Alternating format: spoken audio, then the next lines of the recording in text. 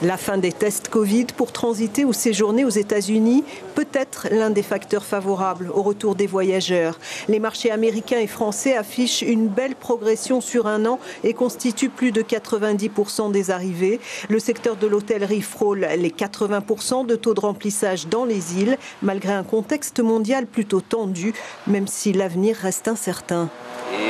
Une volonté générale des gens de vouloir revoyager, puisque maintenant les restrictions sanitaires tombent une à une.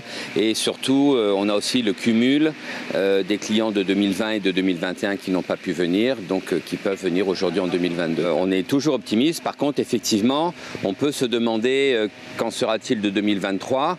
Est-ce que toutes ces conjonctions se réuniront à nouveau ? Est-ce que la crise du pouvoir d'achat qui est en train de se passer dans le monde entier n'aura pas une influence sur les velléités de voyager ? Le retour des croisiéristes alimente aussi un espoir de relance touristique. Alors que dans l'aérien, les compagnies savourent la reprise à l'international, la desserte intérieure polynésienne progresse. L'heure est à l'acquisition d'un ATR supplémentaire pour la compagnie Interrail, une location qui débouchera sur l'achat d'un avion en 2023. Après 2 ans de crise et un déficit de plus de 2,5 milliards, la situation s'améliore pour la compagnie.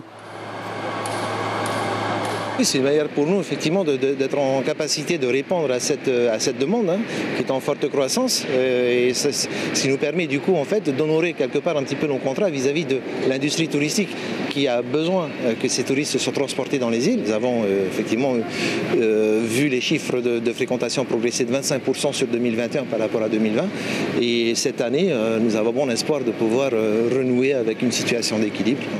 Avec ce nouvel appareil, la compagnie renforce son personnel navigant de 8 personnes. Les hôteliers annoncent, eux, une visibilité des réservations jusqu'au mois d'octobre. L'information en continu sur Polynésie la première, Internet et réseaux sociaux.